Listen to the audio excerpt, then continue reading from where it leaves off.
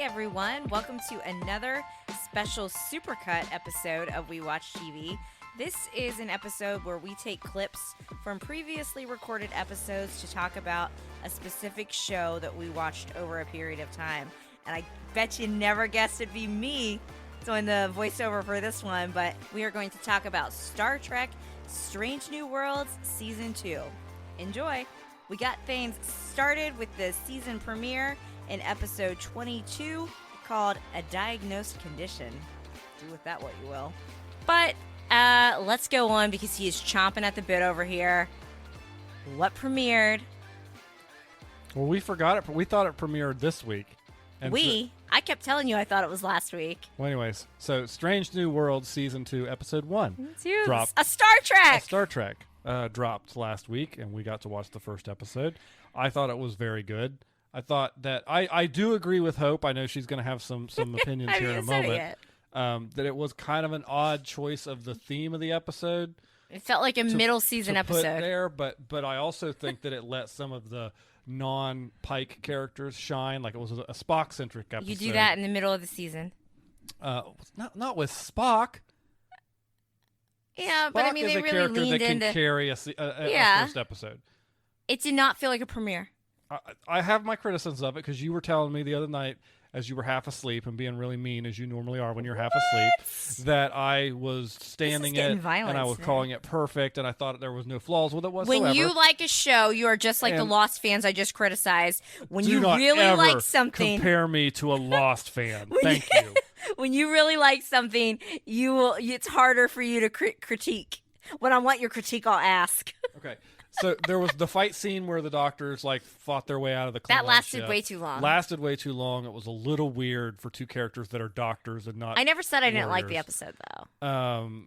And it was. I mean, it was a strangely paced episode, and I agree. Did you say it's a strange new world? I would agree with you that is a weird episode to have as your season premiere, but it was action packed, and I think that if I'm thinking about it from the producer role, they're trying to bring people into Star Trek. It felt a little Star Warsy to me. That aren't traditional Star Trek fans, and one of the you probably don't want to start your season out with what probably we're getting in the next couple episodes. Don't alienate the fan base that made you what you are. I agree. Do that. I agree, but I don't need the constant action. We're getting an episode when they go on for the trial of Una, right? That's next. It's probably going to be a lot more of a cerebral type of episode. I hope so. And I don't think that would have been a good thing to start with if they're trying to bring new people into Star Trek. Because let's be honest, the diehard Star Trek fans, they've already made up their mind on Strange New Worlds one way or the other, and they're either watching or they're not.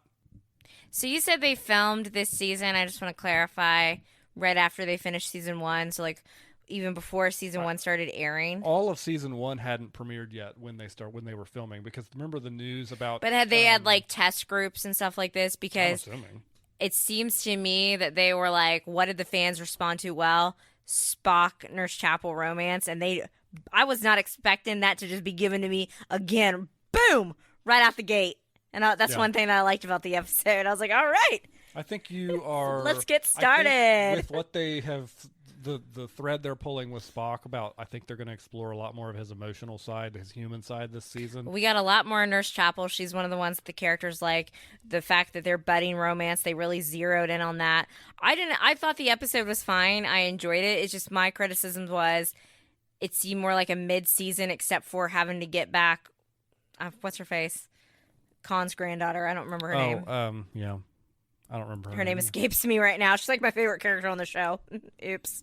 Other than that, and they had Pike there at the beginning, and he's going off to obviously get Una back. Yeah. So we know that'll be a focus. And it was just like, hey, what's up? Boom, Spock, you're in charge. Goodbye. And it just seemed very much to me like even a second or a third episode of the season. But if they have been looking, I feel like a lot of focus groups and stuff would tell you, and a lot of fan response that they enjoy Spock, especially this Spock has gotten good reviews. They like the Spock Nurse Chapel romance. And I think that's and I feel like maybe that was a choice. So we're going to give this to you right out the gate. There you go. Enjoy. I think he's doing an excellent job fan as servicey. Spock. Because I think you got to remember, this is the youngest we've ever seen Spock. Yes. And he's this guy has acting chops. He was in Passport to Paris with Mary-Kate and Ashley Olsen. Okay. Who was that? Carole King. The Kimmy Schmidt woman? The Kimmy Schmidt That's her woman. name? Yeah, I think so. Are you sure? No, not at all. I'm But gonna anyway, look she shows up and does exactly what that actress does in every show ever. And we saw her in a preview, and I don't know why we just didn't automatically assume I knew that she was going to be in it as the new chief engineer. And Carol Kane is who sings the Gilmore Girls finale. She's a singer. I doubt that that's where I knew that name from. That's not who it is. Anyways, you're really just you're trying to ruin my Star Trek here. Keep talking about it. She did what she does in every show, and I thought it worked really well here, and it was kind of quirky and weird, which is what I'm looking for. Carol Kane. Carol Kane. I was close. Thank you. Close. I was close. You were close. Bizarre, wacky, chaotic wacky, energy. Weird, yeah. And I think there's something like she's got her character's got an arc. Isn't she like thousands of years old or something? Yeah. I'm actually interested. I'm hoping they're setting up a trope or a running gag. I'm hoping that the engineer of the Enterprise is going to be different every season, kind of like the Defense of the Dark Arts in Harry Potter was, until they get to Scotty, who will obviously be the permanent. It was extremely depressing when the one guy died last season. Yes, it was terrible. It was awful. Very fond of and attached to. Yeah, I thought it I do think it did feel to me, and I even said this to you after it. I was like, that felt a little like Star Wars to me. Too much and not that I dislike the action in Star Wars, but one of the things I like about Star Trek is the conversations and the pacing of it. And I think I'm going to get that more in the episode where he's going to come back, fight for Una. Yeah, you're going to get that cerebral. I thought I agree with you. The doctor's scene lasted a little too long with him fighting. I was like, let's get on with it. Come on. And I'm pretty sure I'm just kind of holding out for Paul Wesley to show up at this point. Captain Kirk. If I had to guess, I think because IMDb won't tell me, they said he's going to be, sporadically throughout the season. I think episode 3 or 4 would be a good time for him to come on. IMDb's withholding the information from you. Yes, they're withholding. I know the only they not for this. They already had the episode 2 description up, so that's how I know that Pike's going to deal with Una. It won't be Captain Kirk because in this timeline he's not captain yet. He'll be lieutenant. Well, I'm excited to see more of him in his role. And I just wish that it wasn't the episodic release. I wish they would just give it to me all at once so I could watch it like the other one. Yeah, I agree. One of the things, and I need to know this from you as a Star Trek purist. So I do really enjoy. I don't like being described that way. Why not? Go on. Why wouldn't you be described as a Star Trek purist? I mean, I'm not one of those people who's so devoted to canon that anytime they change, you don't speak Klingon. I don't speak Klingon. Anytime they change something, or because they need to for whatever reason, I don't have a problem with that. I understand. Okay, well, then you might already be answering my question that I'm going to ask you. So this show is canon. It's in the correct timeline of events. It's not an alternate universe like the JJ Star Trek movies are. Correct. That's correct. Yes. So in the show, Nurse Chapel wasn't even on the whole thing back in the 70s, right? Correct. 60s. 60s. She and Spock, I think there's one episode when I YouTubed it where they kissed or something. Mm-hmm. But they weren't a thing. So how are they right now? They are pushing that. They are the A-plot romance right now in this show, Strange New Worlds. Yes. They kind of came together in season 1. It's clear, obviously, that's what they did in their premiere episode right off the bat. They're addressing those feelings. How do you feel? Obviously, we know the outcome, that they're not going to be together, which is kind of annoying, even though I still ship them because I love it. How do you feel about that? So you just said you don't really care about, that's got to rub some people the wrong way. Yeah, I mean, she does talk about wanting to get a fellowship and get out of it. You could always write it off that her character goes off and does that, and maybe they...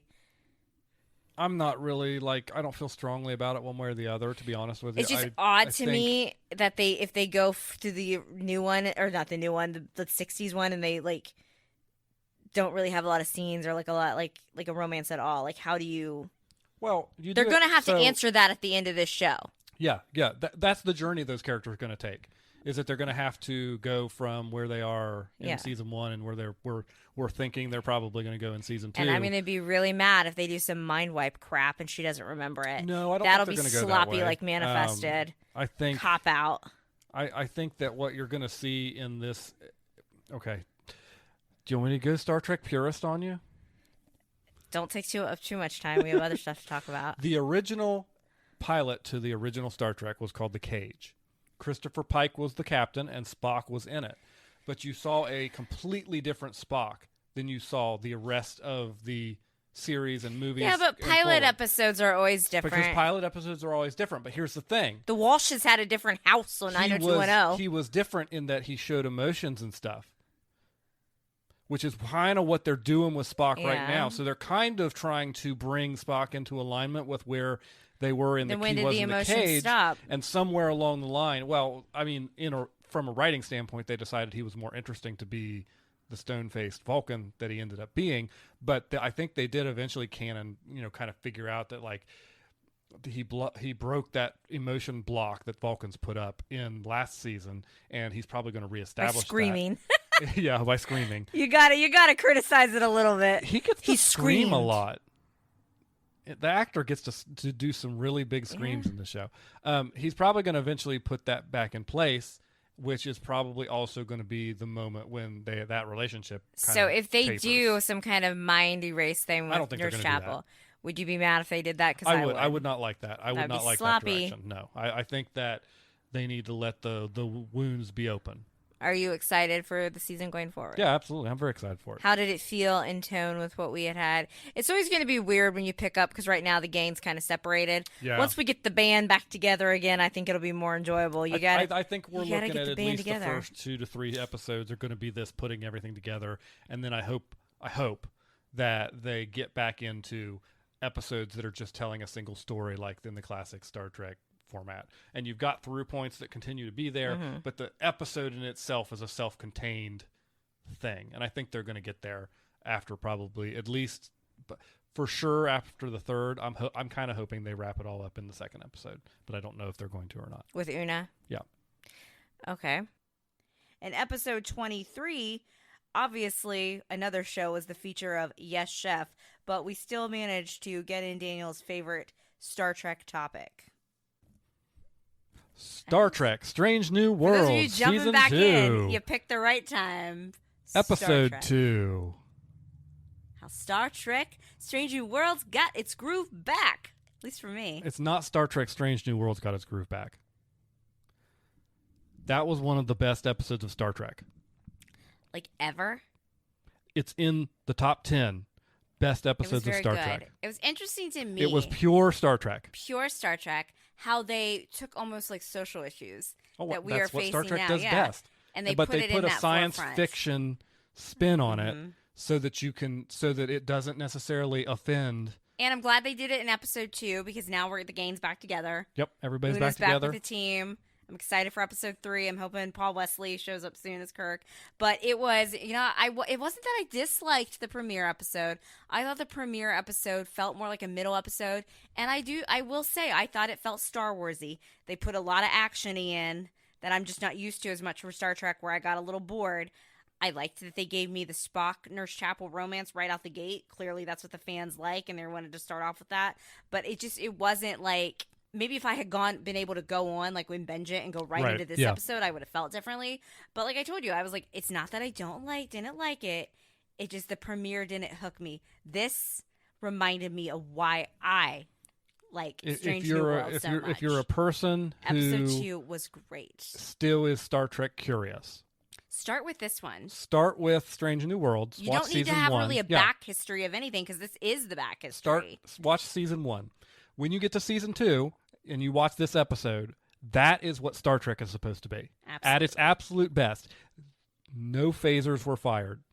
No punches were thrown. There was not action. No, not really. At all. It was conversation. It was dialogue. Meaningful. It was meaningful discussion about issues that's relevant to today's society.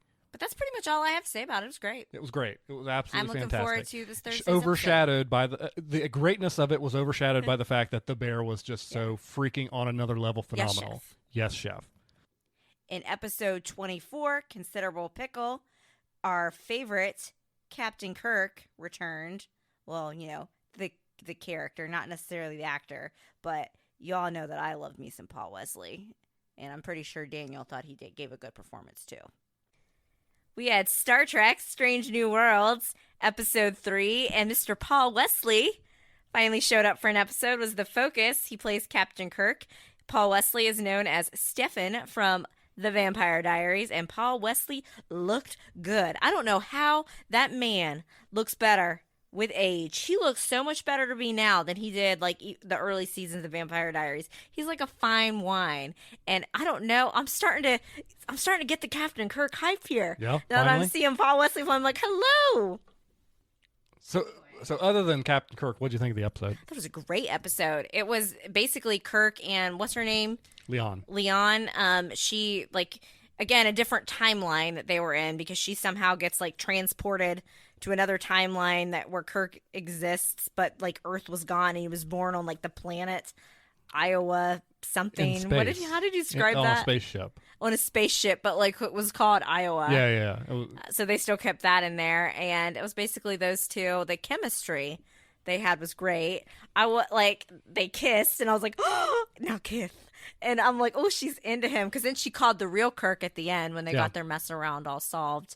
So we know we're going to see him. I want to see him, like, and I know you said that he can't be with Pike for like more than one scene. So I was waiting to bring it up on the podcast until we got a Kirk episode, and we got it, and it confirmed what I thought.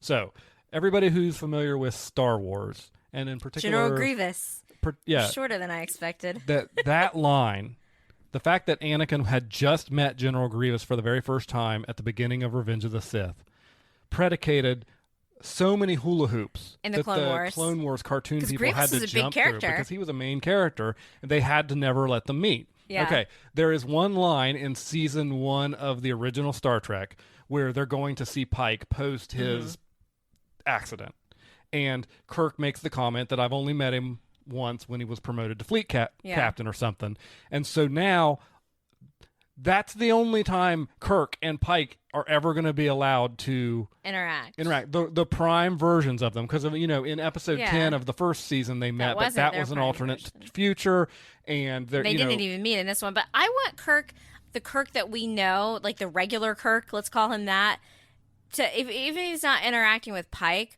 I don't want every episode that he shows up in to be some alternate timeline. I would like him to be there to interact with some of the crew. I mean, she technically, she caught him her little, whatever their version of iPads are in the Star Trek universe, and they talked and everything, and he just seemed kind of like, she was like, oh, it's for security. Well, because basically she had to go back in time. He didn't know who she was. She had to save Grandpa Khan to keep the timeline intact. Great Grandpa. It's great, whatever. And then it's like, I felt like my shows are colliding because like the Star Trek, like Keeper of Time people were reminding me of the Loki.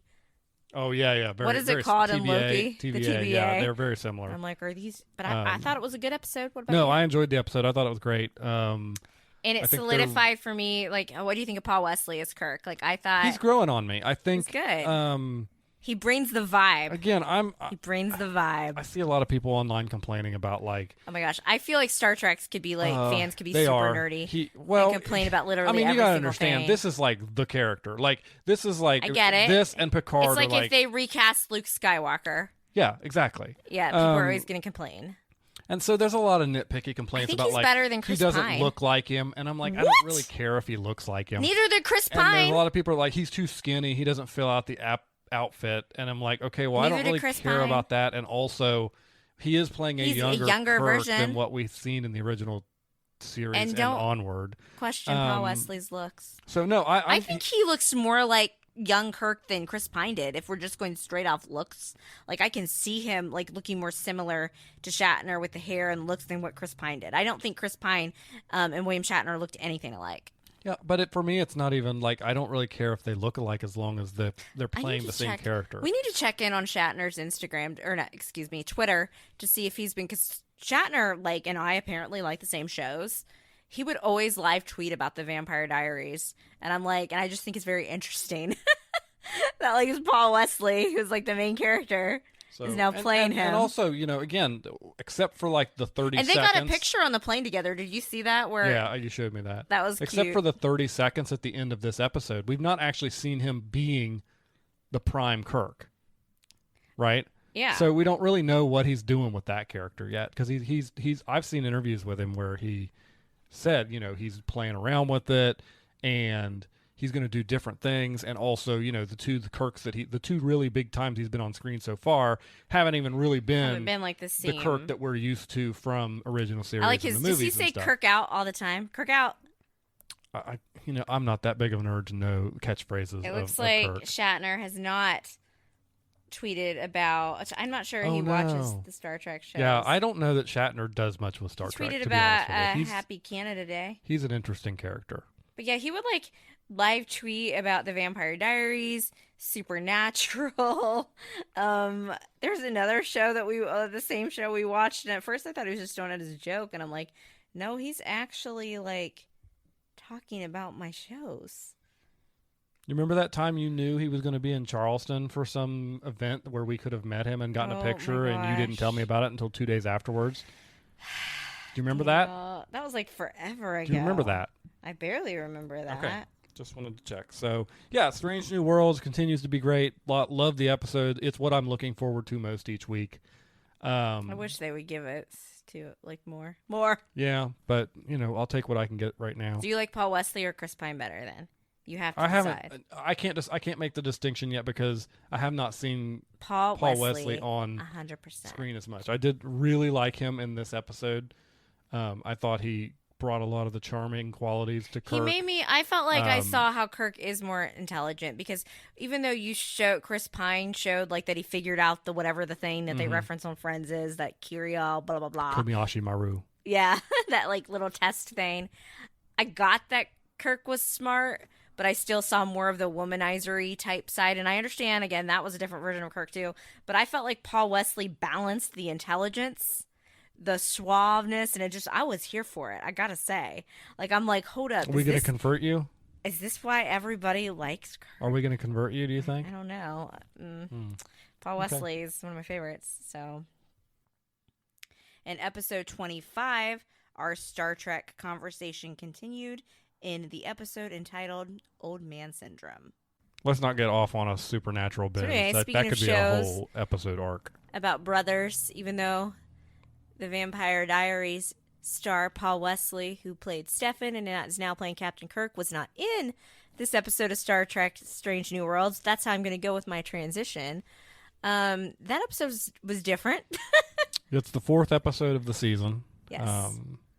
Yeah, I mean, the first 3 episodes were like top notch, yeah. and this was down a little bit. It was finding more people kind of, even though they're still like a little bit separated in different groups, it felt like they were more of them were together on screen. We still haven't seen a lot of Ahura this season. No, not a ton. Erica kind of got more of, more screen time. Yeah. On this one, even though like if this was supposed to be the arc about her character, though, I still felt like it got very overshadowed by what was going on with Pike. If this was her episode, Leon. It was definitely overshadowed by most of what else was going on. She was more of an A1, A2 plot kind of situation as to an A plot, B plot. This episode, I'm going to say it's probably my least favorite of the season so far on Star Trek. I was still like into it, but I kept feeling like I was missing key details. And that's because I was. You were. And what was interesting was, technically, Strange New Worlds is a spin-off of Star Trek Discovery. Because Pike and Una and Spock and a few of the other characters showed up on Star Trek Discovery. Is that the one with Malfoy's dad? That we only watched one episode of? Yeah. Okay. And then there was a fan petition to say, hey, make that a show. Yeah. With those guys. And then they listened and they made Strange New Worlds, and it's now their flagship show. And so I just assumed there must have been something that happened in that. Are they still doing Discovery? It's going to have Paramount 5th season Plus? will be coming out. Okay. That'll be its last Because season. I know they announced a lot of cancellations and stuff. I thought it was just something on there, but then I was mindlessly scrolling through TikTok, and somebody started talking about the episode and saying, here's all the callbacks. And I was like, oh, good, this will fill me in on the stuff that took place on Star Trek Discovery. Only did I then find out that they started talking about the original Star Trek series and the episode The Cage, which, by the way, was not aired. Not aired? It was the original unaired pilot of the Star Trek. Sorry if you guys heard me coughing a second ago. I tried to get Daniel to stop, but when he gets I can edit that out now, right?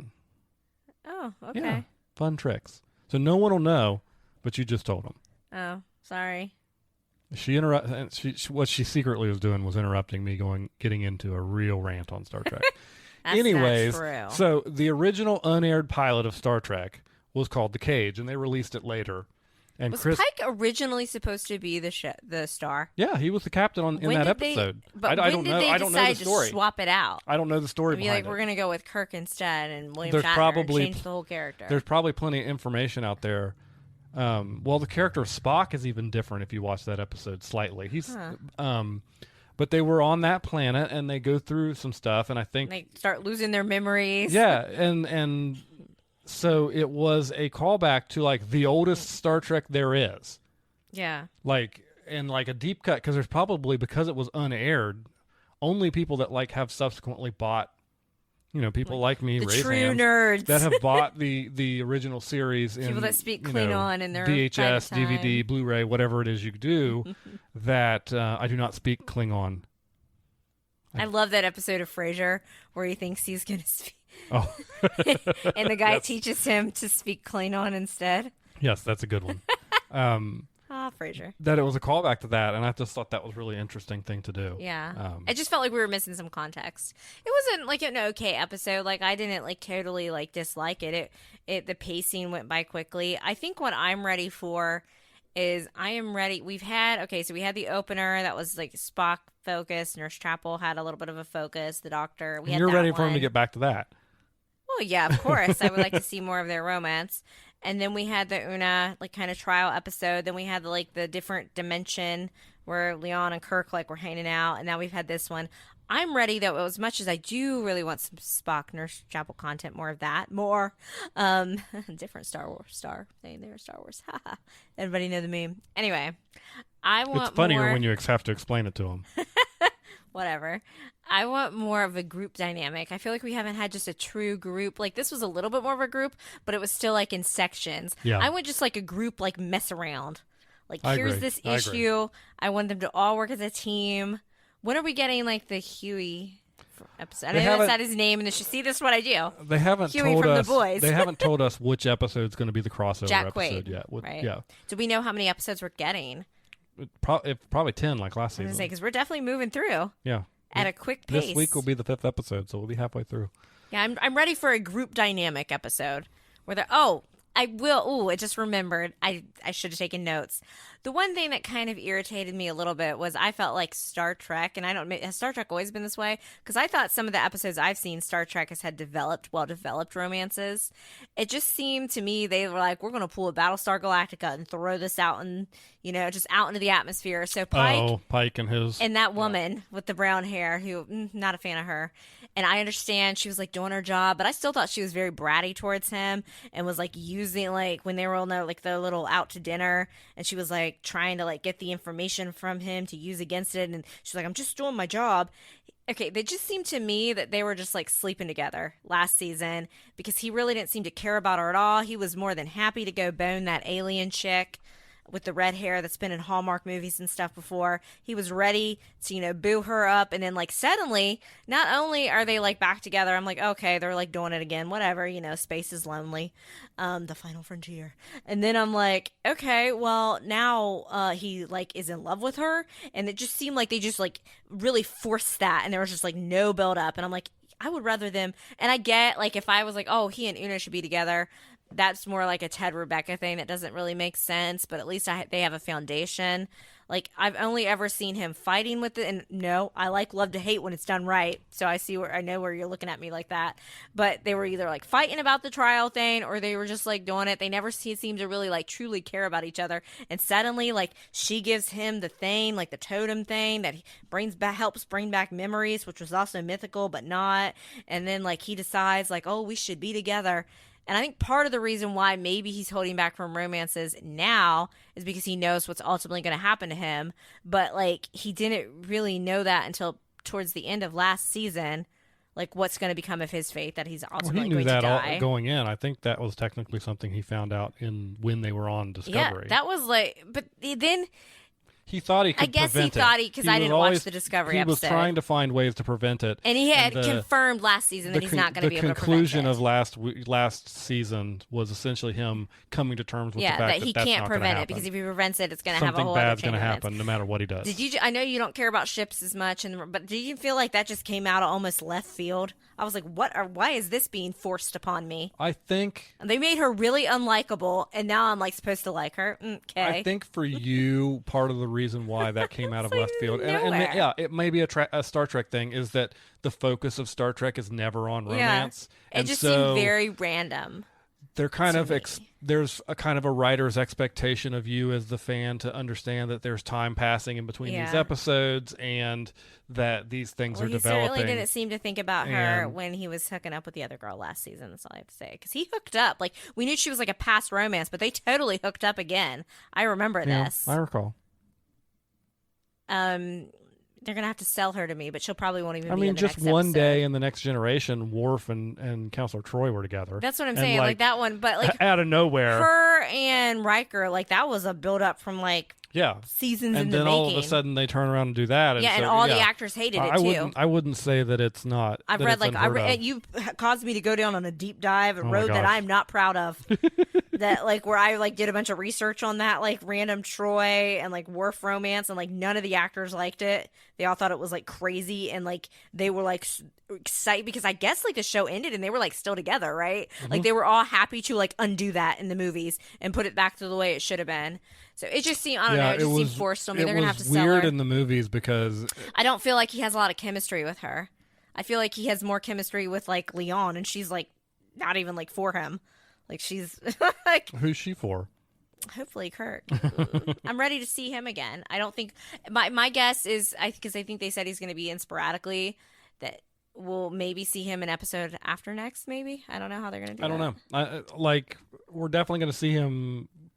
I would say 2 episodes for sure. I want to see like him as Kirk though. I don't want to see like an alternate timeline. I just want to see him as Kirk. Maybe maybe this romance will come into my favor because we can go send Pike off for a nice romantic weekend. So then Kirk can come over and like help out on the ship. I don't know. They already have had a fair amount of episodes this season with minimal Chris Pike. I think we probably the likelihood that we have another one without him is pretty low. Well, you could have him off and we like hanging out with her, doing something else, and go from the plot A to the plot B. You can make it work. You can. It's a multi-cast. You can do like how shows have been doing this since the beginning of time. Somehow I'm out of things to say about Star Trek, and Hope is still going. Here I'm still going. What? I told you guys it was a weird week. It was a weird week. It's been a weird week. In episode 26, we talked about one of our favorite Star Trek episodes of the season, called Vulcan Festivus. Let that amuse you. Well, I'm blowing up the note. I want to talk about Star Trek.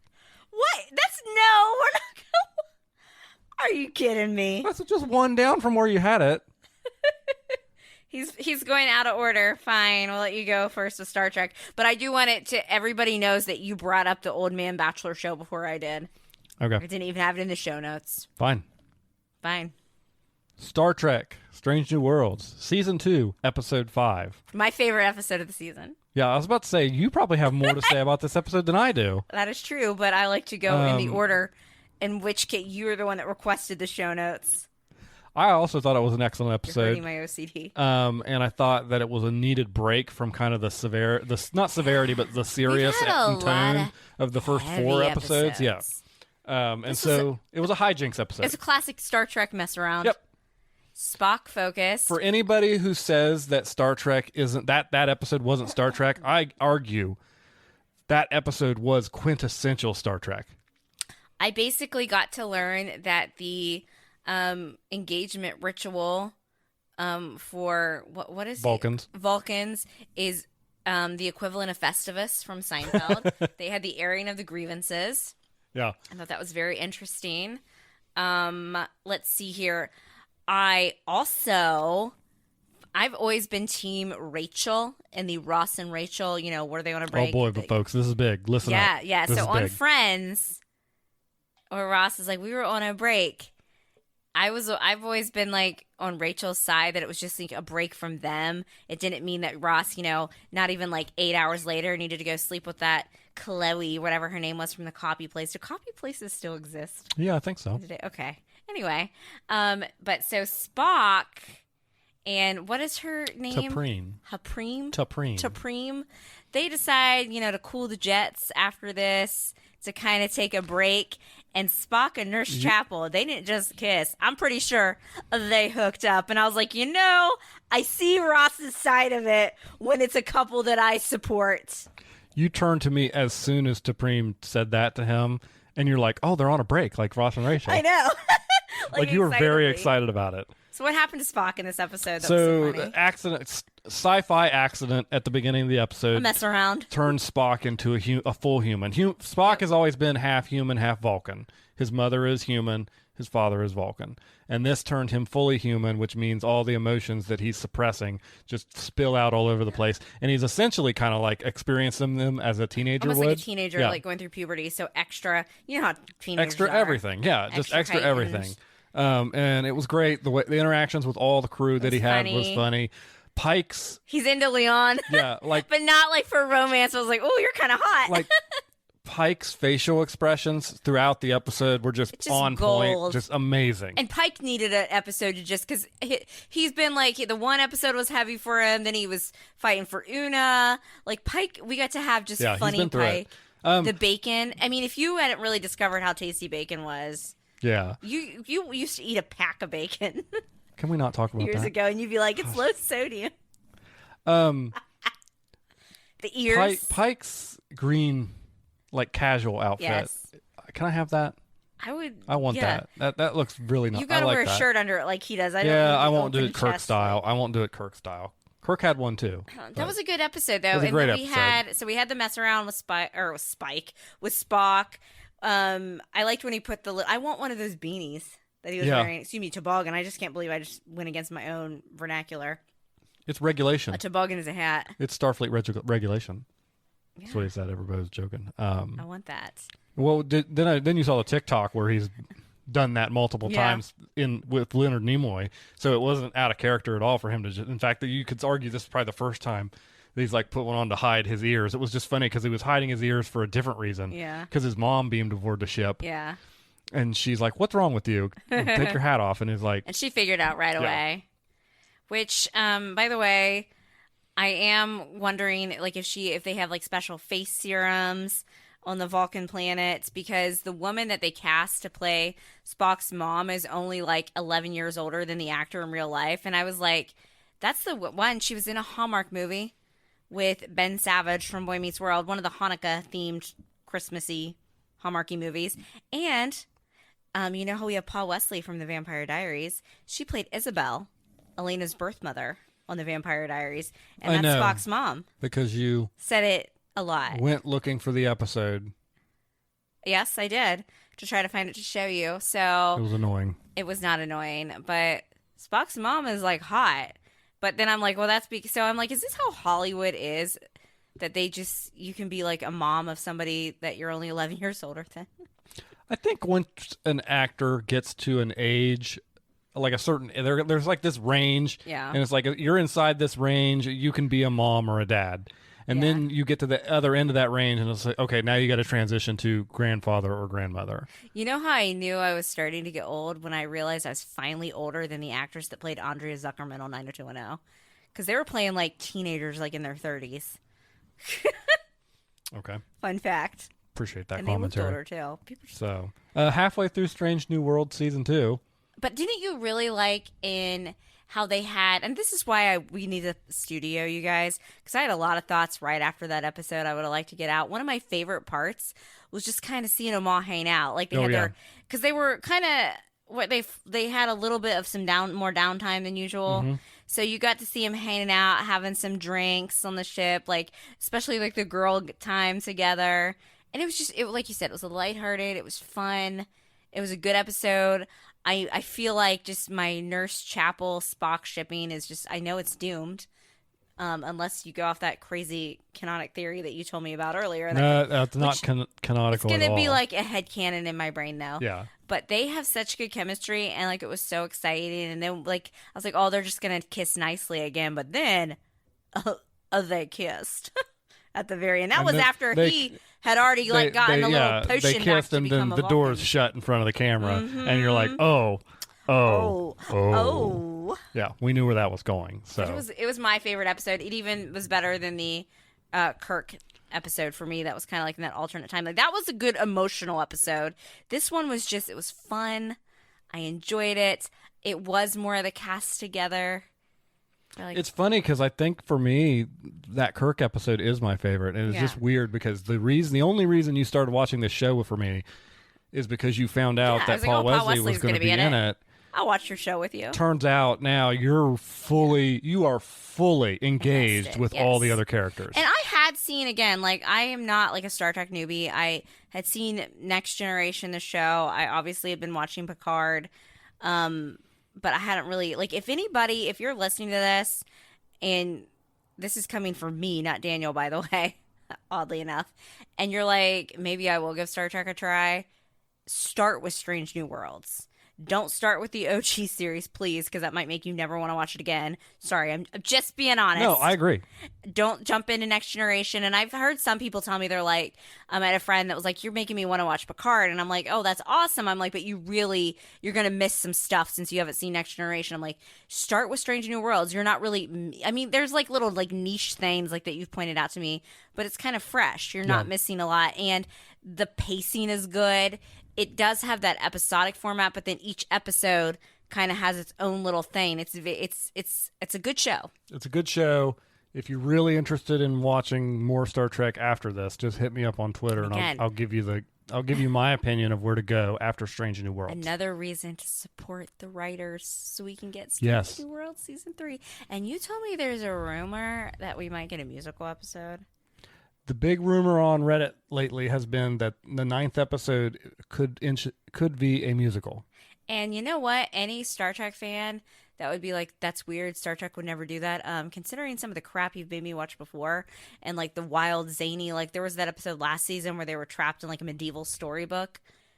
The musical would fit right in with the Star Trek mess around. They have a lot of actors on the show that have the ability, that are singers as well. I don't think Paul Wesley's going to be singing. I think it's a pretty solid rumor that's going to happen. That would be so cool. How many more episodes do we have left? 5. We're halfway through. So we are halfway through. It's kind of a bummer. It is. I don't want it to go away. It's a bigger bummer knowing that they're not currently working on the 3rd season because of all the stuff. Like there's no filming, there's no writing. Yeah.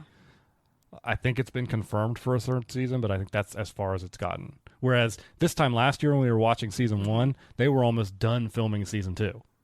But yeah, Spock, Nurse Chapel, they've had great build-up. I like build-up in a romance. And, it would have been easier for her to be like, oh, just keep him human. But she's like, that's not who he is. So, it was just sweet. I liked it. I loved the airing of the grievances. Yeah, that was really good. Again, it was nice when Spock stood up to T'Pring's mother for his mother. Yeah, that was awesome. Because I feel like we kind of saw Spock sort of have a whole new respect for his mom. Yeah. So in this episode, what else did we? Okay, so we made the Friends reference. Festivus. Was there anything else that we thought was? T'Pring's dad was a gem to be Please bring cherished. Him back. Yeah, he needs to be back.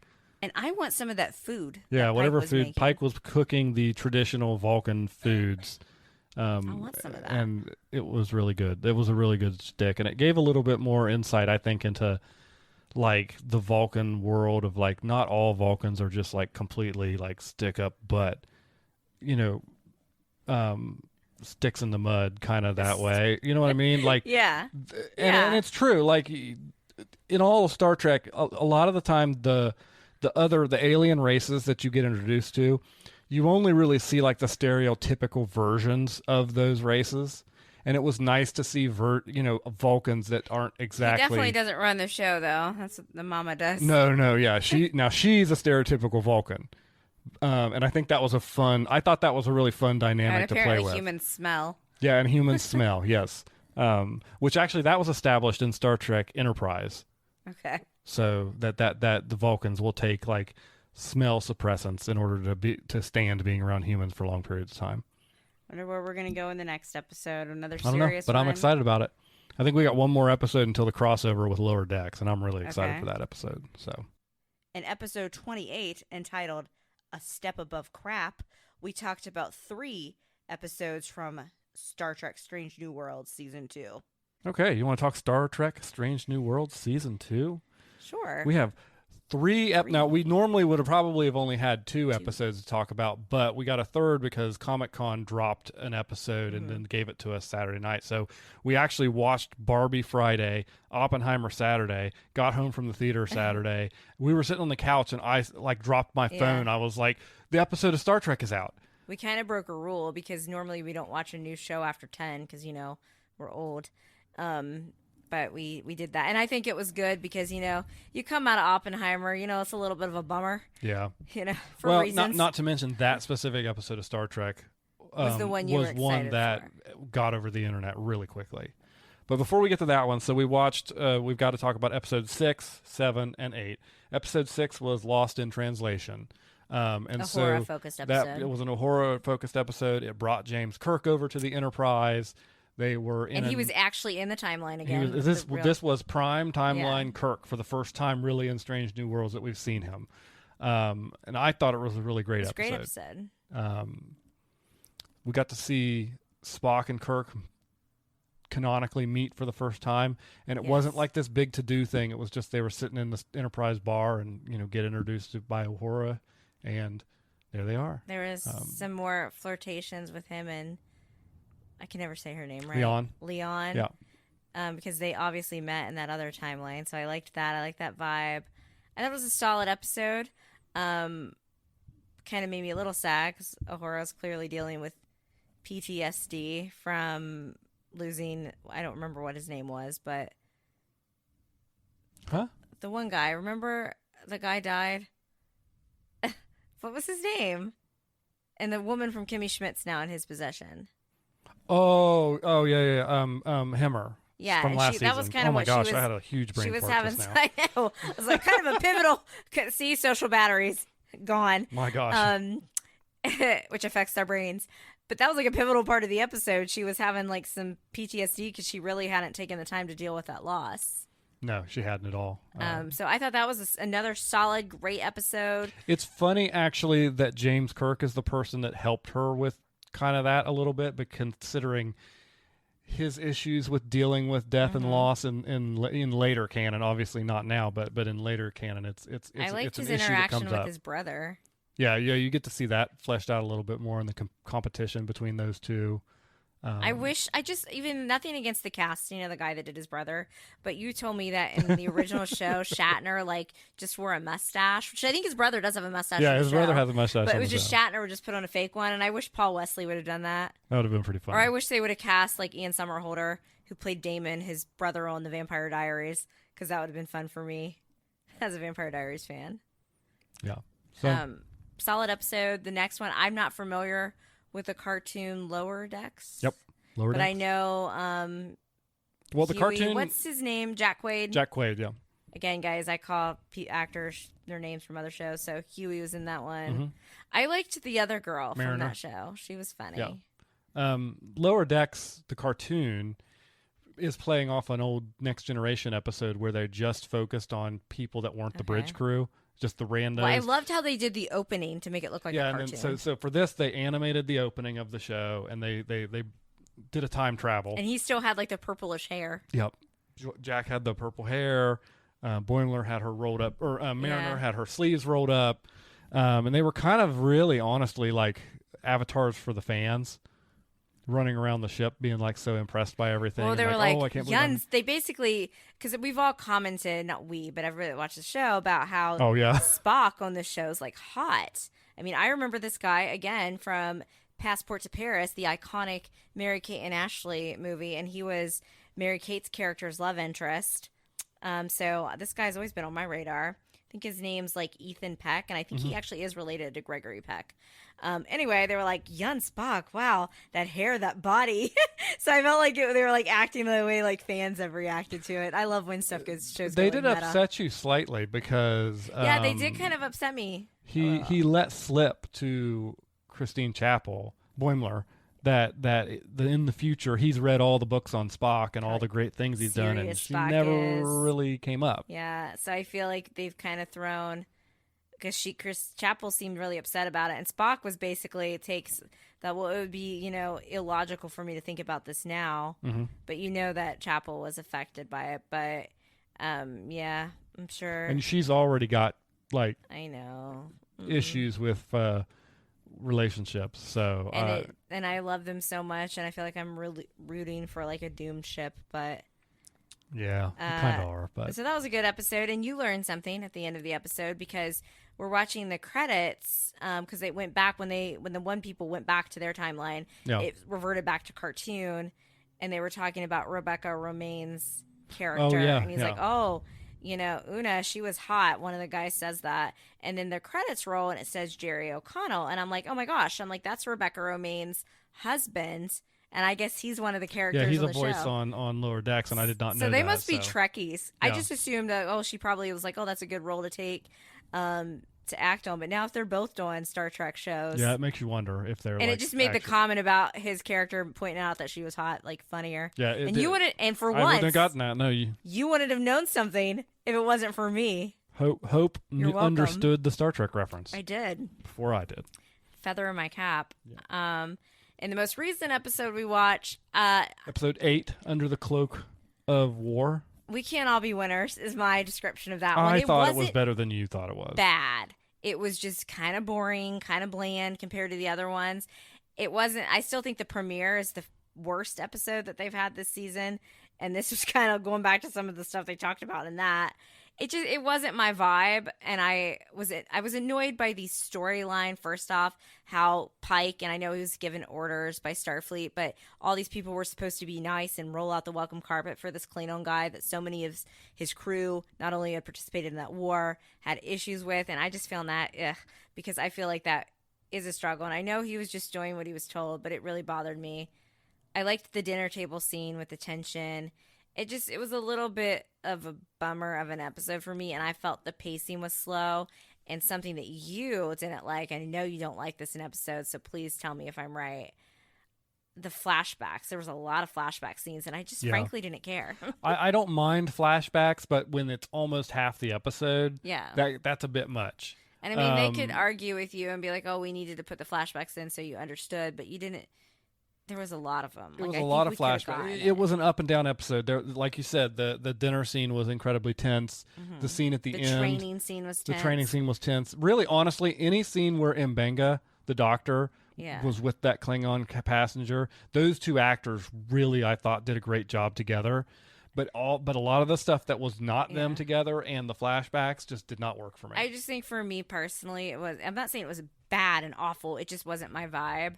I was tired when I watched that episode. It just wasn't my vibe. I'm hoping that, but I have confidence because most of the shows, they've knocked it out of the park, that it'll rebound. And I think what they talked about in this episode, maybe not even the end of this season, but it's stuff that they can pull out anytime they want for a future season and a future plot absolutely. plan. Well, I'll be honest with you. So we all know that by the time we catch up to the original series, where Kirk is the captain, that Mbenga is not the chief medical officer anymore. It's Dr. McCoy. Right? And I'm wondering if the resolution of this episode is going to be something they use to kind of make, because he's still on the Enterprise. Yeah. He's just not the chief. He's not the chief medical officer anymore. Well, do you think that he killed the Klingon guy? What do you think? See, I think here's the answer that I'm not supposed to give. Okay. I think that the writers don't know. And that they're going to make it up as they go along because they could pull it out at any time they want. I honestly, like, if I were you watching it, I think you probably did kill him. I heard some comments online that said that the writers shot multiple different views of that scene. So I think that kind of supports your idea. And Chapel's going to keep the secret regardless because she and him share that trauma. Either the writers don't know or they are intentionally leaving it ambiguous because maybe they want that flexibility for the future. And more Chapel Spock issues in this episode because she was refusing to, like, share her emotions. She was like, you don't understand. You don't get what I've been through. Basically, like, let me deal with this on my own. So I'm like, oh, no. It's not And I will looking good say, for my I saw a babies. lot of people online who have been in war say Yeah. that this episode did a good job of portraying the kind of trauma and post-traumatic stresses that can come out of that. Yeah. To the ending, I thought it was a good decision to not leave it vague and And ambiguous. the writers can do with it what they want. And because the writers in the future can do with what they want. I think that, I mean, it's hard because, I mean, they have shown us straight up in 2 episodes this season that Dr. Mbenga is can be a cold-blooded murderer. Because if he needs to be. He was the guy that was killing other the people. butcher. Yeah. Not the Klingon that everybody thought was. Actually, he was the butcher. Yeah. So he's the one that opened that chest that had the knife in it. And he's the one that told the Klingon general stop talking. Yeah. I kind of think he killed him. think Chapel is gonna keep and a I'm not secret. entirely convinced that the Klingon had turned around. Like, and I'm not convinced it was in the defense either. But you know what I am excited for? Like, I know that one was a bit of a bummer, but the upcoming episode is going to be a musical themed. Mm-hmm. And any Star Trek fan, if you're out there, all 2 of you, that's listening to Jeez, wow. that's listening to this. Anyway, anybody that's like, oh, why would they ever do a musical? The show literally did an episode last season where they were stuck in like a medieval time period. Star Trek is nothing but unhinged. And my question is, why have they taken this long to do a musical from some of what I've seen? Yeah, I mean, let's be honest. Like, original series and Next Gen have their own completely wild storylines. Yeah. I mean, let's not forget that they're Kirk got transferred to a mirror universe, and the only way you could tell Spock wasn't the normal Spock was because they put a goatee on him. Or the time in Next Gen when they turned people into salamanders. Yeah. So what are they calling it? It's not Bikini Rhapsody. Subspace Rhapsody. Okay. Yeah. So I'm looking forward to that. That's this week. Yeah, I'm looking forward to that as well. I'm just interested because there's a couple different cast members who are legitimate singers. Yeah. So I think it should be good. But we'll see. Okay. We'll get back to you guys next week on that one.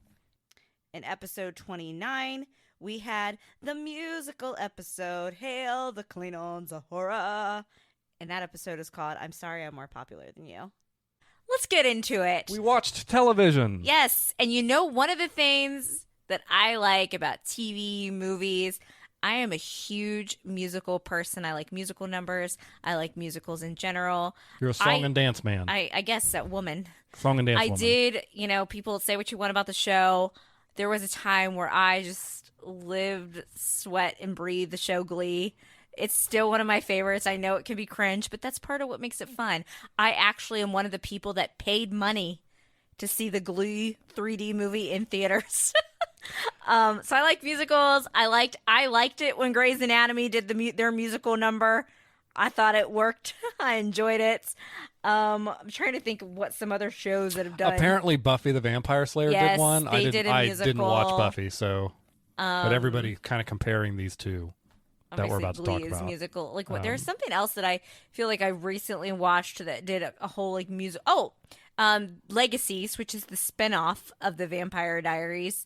They did their musical, and I listened to theirs episodes from that musical on repeat for like days because basically they did the Vampire Diaries the musical, so they referenced like all the characters from the Vampire Diaries, and it was fun. All that to say, but I love it. Star Trek Strange New World, Season 2, Episode 9, Subspace Rhapsody. And this was the episode before the finale, which airs this week. And it was a musical. And it was awesome. I was very impatiently waiting for Spotify to get the songs, and then they finally showed up on Friday. I wanted to like pregame with the songs on Thursday before the episode aired so I could really rock out. And then right after the episode aired, they weren't there. And then finally... it was like I wasn't having the best day on Friday. Yeah, I got this text and about midway through the day. She's like, "They're here," They're and here. I'm like, "Who is here?" And It you're has like, arrived. "The songs." Musical episode, and you know what? People are like, "Oh, Star Trek musical episode." Again, I want to tell you people, because probably a lot more people are like me than you. Star Trek's weird. They do weird crap. Last year we had like a medieval like episode where they got trapped inside like a storybook and a lot was revealed, and Star Trek is very campy. As soon as you told me that there was the rumor before it was confirmed of a musical, I'm like, oh, well, from what I've seen so far, that 100% checks out. I guess when an episode of the Next Gen, they get stuck in like a Robin Hood. Yeah, I think it's a holodeck episode. They basically are Robin Hood. And whose Worf was Little John? Little John, yeah. So Star Trek's weird and zany, and it fits. And the people that are complaining about it, I feel like are putting the show, I think they're giving the show, to use another Star reference, the Luke Skywalker treatment, where a lot of Star Wars fans put Luke Skywalker on a pedestal, and at the moment he had more of a role in those movies, nobody was happy. Because of like the Luke Sky, and I feel like some Star Trek fans are like, they must have blinders on or something that just want to complain. So, because you said it was pretty much split in the fandom. Yeah, people either loved it like us, because you loved it and you're not even a musical person. I thought it was awesome. Or people are like, ew, cringe. Yeah. I think from what I saw online, it was pretty split. I think the people that complain, so there's people that don't like musicals and didn't like it, and I respect that. Yeah. There are people who said it's the people that annoy me are the people who say this isn't Star Trek. Because it is. Those people clearly haven't actually watched that much Star Trek. I'm sorry. Yeah. I'm just going to call them out right now. Star Trek's weird there is nothing with the tone of this show that is in any way out of step with things that have been done on any of the previous series. I haven't watched Star Trek Discovery. I get the feeling that one's a little bit more serious in tone. Yeah. But all the rest of them. You have watched part of it when we watched. I think we watched like the first two episodes. They showed us like they showed us like the beginning of it when it was on CBS. Yeah. And then it cut off the end of the episode because I think was it like after the Super Bowl or something that they had. Yeah, I think you're right. And but like it went over, so then the episode was cut off.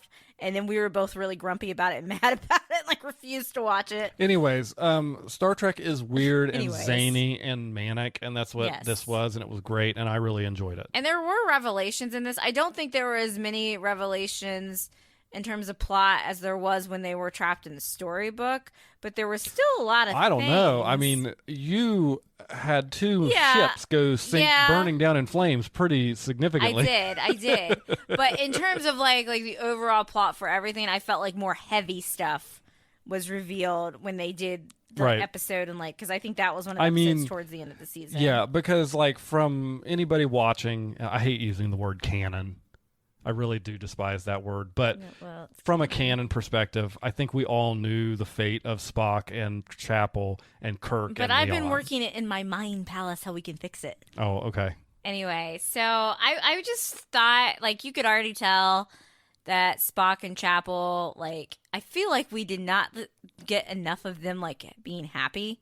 Like, as soon as we got, like, one episode where they were like, and then it just all started going down the crapper, and I'm like, can I get, like, a couple more episodes?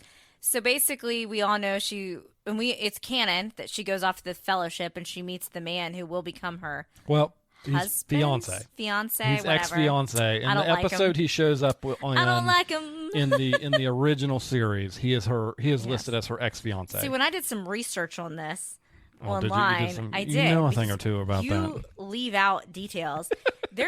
She does still have this like affection for Spock in the main I watched series. most of this stuff when I was a kid. Well, Kids just like you, my age, on when I was watching Picard, when you were like, Beverly and Picard never had a thing, and I'm like, because I watched Next Gen as a kid, and I'm like, yes, they did. I'm like, they always had some heat, energy. Will they? Won't they? And then so when like this last season of Picard, I was like, I told you, and you're like, oh, I never picked up on that, and I'm like, oh my gosh. Anyway, see, that's what I pick up on that stuff. So I've read some theories about how, like, in some, like, universe, like, Spock and Chapel actually are together and have a secret relationship. And I'm like, ooh, we need to do, like, a flash forward to know that, like, we did win in the end. But anyway. Guys out there, get yourself a girl that reads deep internet Star Trek theories about relationships. Yes, and how we should have started the episode. So I'm like going into this was about like Spock and Chapel, but then we were also talking about Christopher Pike, who's the current captain of the Enterprise on Strange New Worlds. He's the captain before Kirk takes over. And I'm like going in because you couldn't remember like what actually happens to him. So I'm like researching it. I finally agreed to get Little Caesars. Oh, that's pizza. right. I don't really like Little Caesars that much. Sometimes it slaps, but it's not the best. Hey, Do I talk that way about your friends? I guess Daniel has just an affinity for Little Caesars pizza. He thinks it's like the best thing ever. No, I have not said that. You love it, though. You love it. I do love it. And I agree to get it. And so I'm going in about this research that I've done. Suddenly, we're almost back to the house because you just drove right by. Right by, because we were engaged in deep Star Trek conversation. And you were leading that conversation, by the way. I was. So this is what's happened to me, guys. So 9 episodes into season 2. Is this your favorite episode? No, but I really liked it. Okay. I loved the music. It was fun. I think I'm gonna have to go back and like sit and look at the names of each episode to see what my favorite was. I really liked the Vulcan Festivus one. Oh, where yeah. Spock and Chapel did get together in that one. That was a good one. It was mixed with humor and emotion. Mm-hmm.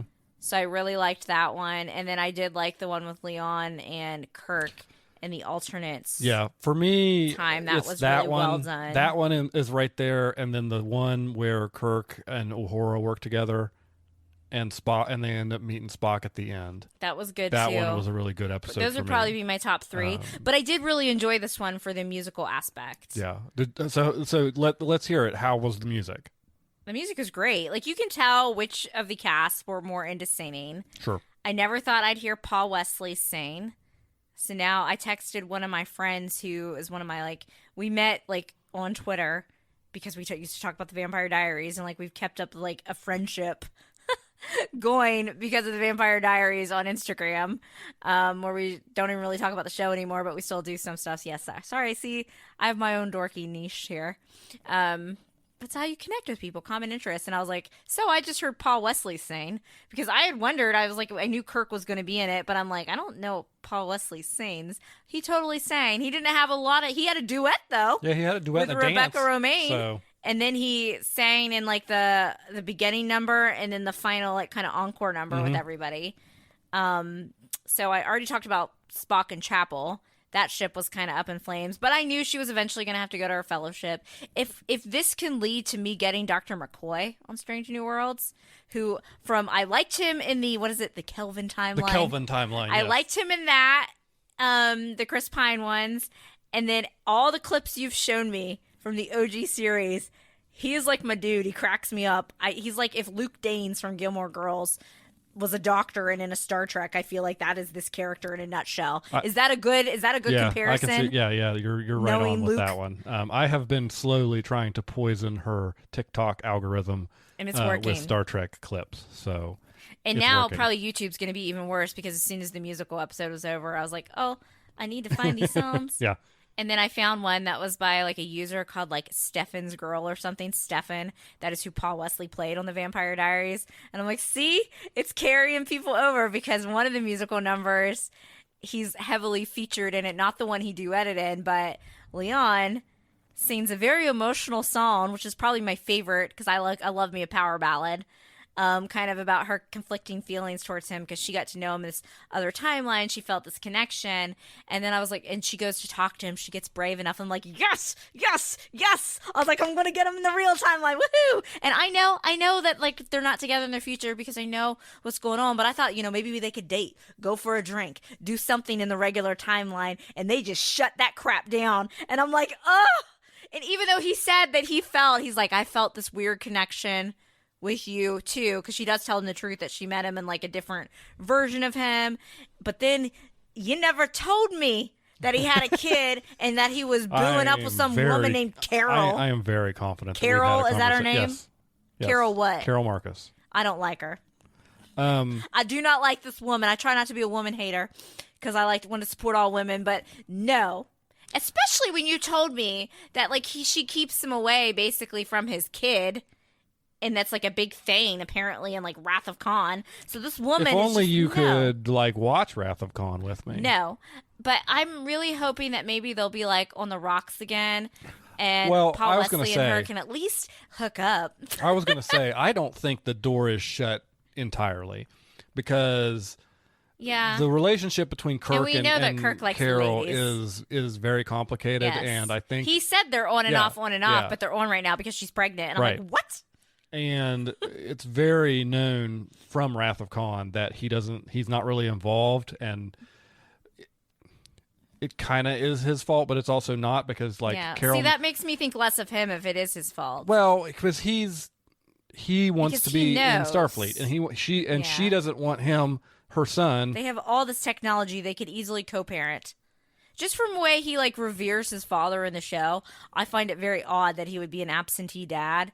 Unless this woman like actually legitimately kept him away from the kids. So maybe I will need to watch so I can get some more context. I think you need to watch The Wrath of Khan. But I was really annoyed and upset about it because I thought, oh, I'm going to get a kiss. I'm going to get them at least to go out. Because now I really wonder at this point in this show, I don't think I'll be. Do you think Kirk's showing up in the last episode? I don't think so. He hasn't been in the trailer. And I don't. They kind of got to be careful with that. We are greenlit for a season 3, correct? Yes. And should we get a season 3 at this point, as much as I love Paul Wesley and I like seeing him and I think he's doing a good job as Kirk, at some point, how much is too much? Is too much were you sprinkling him in? Like, I would like to see him again next season whenever we get that. But that kind of crushed me. I'm a little mad at Chapel, too, by the way she kind of dumped Spock. Her song was kind of harsh. Like, that was kind of a harsh... She was very, like, I think she's doing this because if she... lets her, because I can be like this sometimes. I understand her. If I let myself feel something, it'll like break me. So I think she's trying to be as cold as possible about it, to not hurt her own feelings. And she's probably like, "Oh, Spock will just be logical about this," but she kind of like dumped him in a very harsh way. Yeah, I think it's basically like everything's changing for me. I'm gonna go my own way. See ya. Peace out. Yeah, like I think too, a lot of it's spillover from the episode previously, yes, where she kind of heard from Boimler that there's not really a future there, or at least none of the history books. I could have smacked none of the history that. books seem to have her. And Spock had a good involved. response to it. He was like, "Oh, what a logical thing," but I can't focus on this right now. I don't know. He has a good voice, Ethan Peck. Yeah, I thought he had Spock. a very good voice. I thought he had a good voice. Uhura, obviously, she's apparently a Grammy winner. Leon. You can tell those three are the singers. Very, very good. I thought Rebecca Romaine sounded good. Yeah, and I didn't know she could sing either. Yeah. And I'm sure they were auto-tuned and everything. Sure, but absolutely. Those three in particular had very good voices, and the way they worked in the musical fit. They basically got. Like something with the song got stuck in the loop, and like everybody's like, and they were aware that they were singing. That's what I liked about it. Yeah, it was funny. They played like other stuff, like Grey's Anatomy. It was kind of like in Callie's head because she was in a coma, and she was like envisioning the characters singing, and then I don't think the characters like were aware themselves that they were singing. Right. If that makes sense. But on this, Pike was like, "Why are we singing?" Yeah. Well, it was actually. I thought it was really interesting that they started it with Spock singing the first lines, and just looking really perplexed as to why is he singing. Yeah, and then they would also singing. They would start to sing when they would feel like emotional. Mm-hmm. So I got the power ballad, a couple of those. One of them, I was like, wow, and I didn't say this to you because I was like, oh, this song that Leon's singing where she's like envisioning Kirk, I'm like, this is giving me some like High School Musical Vanessa Hudgens ballad vibes. And then I found that on YouTube, and people were saying the same thing. I'm like, oh my gosh, so there are people that it could be my friends that exist in our universe to boldly go where no one has gone before, that not only like the Vampire Diaries, but that like Star Trek and High School Musical. Let's be friends, guys. That is quite a Venn diagram. It really is. Yeah. Have you seen the preview for the finale yet? I feel like we watched one. But didn't they just kind of like insert clips of what's already happened? No, that was for the new episode. Oh. We're concerned about Pike's romantic interest. Oh yeah, whether or not she makes it out of the episode. We think she might die, but that's not who he apparently ends up with in canonic events. Yeah, so it could very well easily be a good time to off her. Oh gosh, sounds cruel. But... It is a strange show in that aspect because it is so close to the timeline of the original series, and they are they are, again, I hate the word canon, but they are trying to keep it to canon, and so there are certain things like we know there are certain characters we know are not in peril unless they start to strengthen like the time that passes by. 5 seasons is about the lifespan if you're considering. I think so. I don't know how much time has passed so far in the show, but yeah, I think we're around that range. Paramount Plus and everything, along, not even to mention the writer's strike and the actor's strike. Hopefully Paramount Plus can get their things together, or another network like Netflix would take it on because I don't want to see this show gone. No, this show I desperately do not want to see Again, go. I stress to you guys, those of you that are sticking around to listen to Star Trek that haven't skipped ahead to the next chapter yet, if you're wanting to start a Star Trek show, this is the perfect one to do it. For sure. And now you've got almost 2 seasons full of content to watch. And like, you don't really need to know anything about like next. Like, I know, like, I've had people again like have asked me about Picard. You've got to know like like a little bit about Next Gen to get into that and like understand the emotional beats of the Picard series, particularly season 3. Yeah. You need to know who those characters are and have some affinity for them, or that's going to fall flat just because you don't know, the significance of what you're seeing. So I'm excited for the last episode. I'm also bummed out because it's the last episode, and I'm bummed out that I get no more Clean on Boy Band. You weren't going to let us out without that. That was pretty funny. But yeah, I'm bummed out because it's the last episode of the season coming up this week, and we don't know when we're getting season 3 because they're not filming, and they weren't filming before the strike started either. So it could be a while. But and then in episode 30, entitled "The Flip Flop Man," we discussed the Star Trek Strange New Worlds season 2 finale, which left us on quite the cliffhanger. And basically, we really need season 3 ASAP.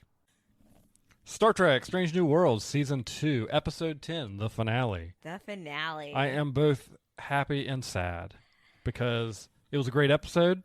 It's pretty good. I think you weren't even a little surprised at how much you liked it because you kind of read the episode description and were like, the Gorn are back.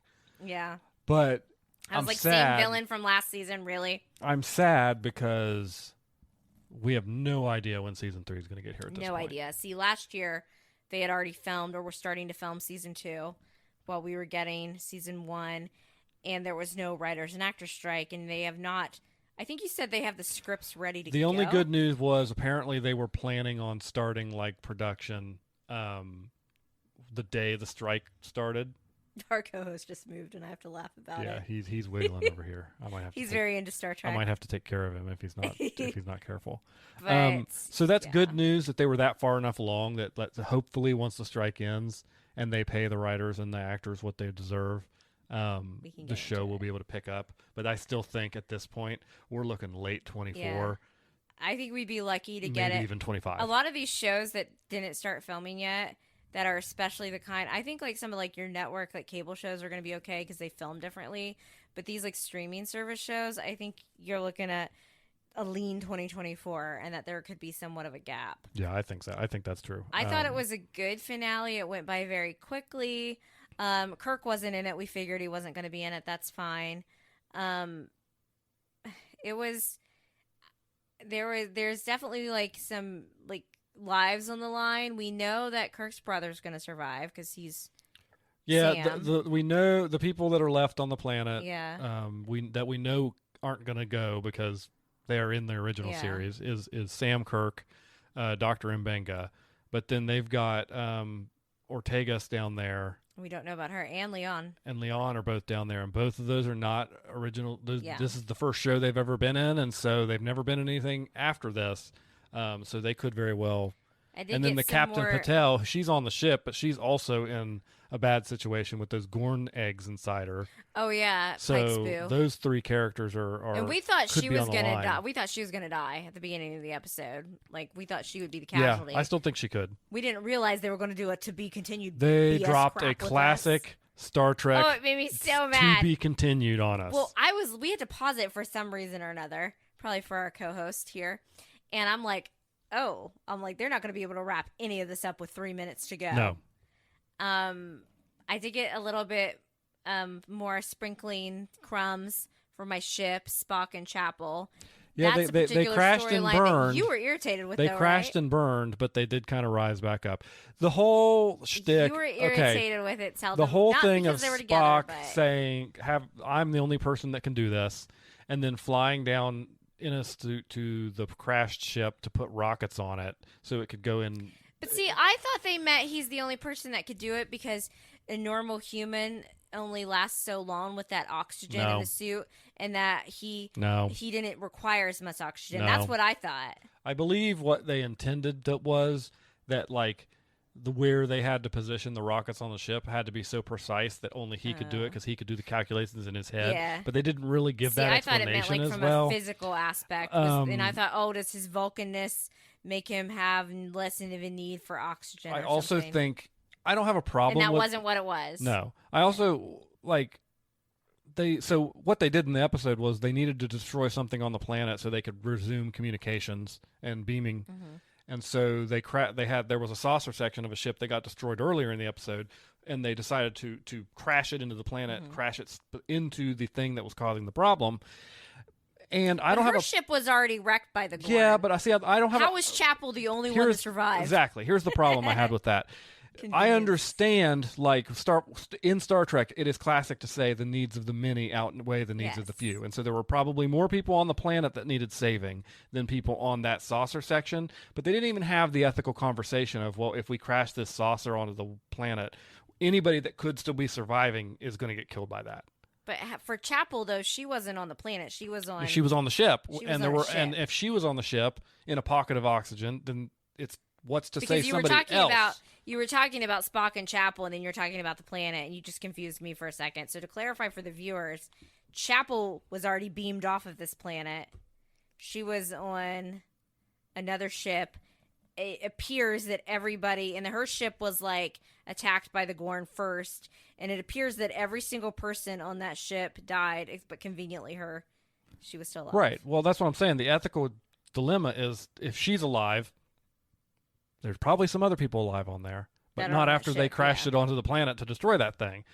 Which, again, probably more people were saved by crashing it to the planet than if they had done. But they didn't have a discussion about it, and they thought Chapel might be dead at first. Yeah, they thought it was pretty likely. Spock, but they did that to shoehorn in to give Spock and Chapel a moment because Chapel was getting ready to go ahead off to that fellowship where she's going to meet her fiance, correct? That's correct, yes. I thought we were going to see him in the episode, and we didn't because there was so much going on. So, yes, it was a... But who did we see? Big spoilers, who did everybody. We see? Montgomery Scott appears in this episode. Scotty. All of a sudden, we hear the accent, and even I, jumped out of my seat. I looked at you. Daniel had his hand in the air, don't be playing with me. And then it was Scotty. Because we kept wondering, when are we going to see? And that's spoiler that none of us saw. No, they did a good job keeping even that on your secret. little nerdy forums. No, I didn't see anybody predicting anything. A lot of us thought maybe they might try and introduce a TOS character, but nobody really had any idea. It wasn't like Kirk. Kirk got spoiled for us just because we saw pictures of him, so they had to make the announcement. But this, I think, because of the way he was introduced, so all the shooting took place on set. There was no spoilers. They did a good job not leaking it. That guy that played him had to wait over 12 months to confess what his project was, and you can assume that he'll be around next season. He's not chief engineer right now. He's just like a junior lieutenant or something, so he's got room to grow, but he has an existing relationship with engineer Palia. So hopefully maybe she was like his teacher, right? Yeah. And so maybe he that's sticks the Kimmy around. Schmidt woman, for those wondering. Maybe he sticks around on the Enterprise next season. I think that would be a welcome addition. How would you rate especially if they end up getting rid of someone? Well, how would you rate this finale compared to last season's finale? I feel like this one was more of last season's finale, your big drama was Una being taken off, but there wasn't a lot of things at stake. This was your classic to be continued, everything's a mess, kind of to use another Star show or Star franchise. You're kind of your Empire-y episode, it's just a hot mess express, nothing resolved. Last season we had the one issue with Una, but other than that, it wasn't just complete, total, utter chaos. This was chaos. Yeah, everything is in chaos. So which one did you prefer? As a fan? I mean, I would prefer this one because it was exciting. If you knew you were getting season 3. If I knew I was getting season 3, in May. Instead, you're gonna have to wait forever. Do you think Pike's woman is gonna survive with the eggs inside of her, the Gorn eggs? Well, that's the thing. I don't know because the writers they might not know. They might scrap and change stuff. Yeah, we don't know what's gonna happen. I think that of Leon and Ortega, I think that they're gonna keep Leon because I feel like she's so. Oh, but they did so much character development with her this season, and that is a classic trope in Star Trek of all shows. Every show. It's a classic trope that you give somebody a bunch of development so that the impact of them gone is harder. For more like your villainy characters that started kind of bad and then got good at the end. Okay. So she has been captured by the Gorn. Yes. Which is who killed all of her family. Yes. And all of the crew is on the Gorn ship with her now. So saving all of them in a grand sacrifice. I'll quit. And the Farragut shows up at the last minute. I will quit. And you know who's on the Farragut, right? No, I do not. James Kirk. Oh. And he shows up at the last minute and like they work together, but at the end of the day she has to sacrifice herself. I'm not advocating for this. I like her character. I want her character to be around. I like both, but I want her. I like both of those characters. She's my favorite character on the show, so maybe they'll subvert all of our expectations and keep everybody alive. Well, that would be nice. That would be nice.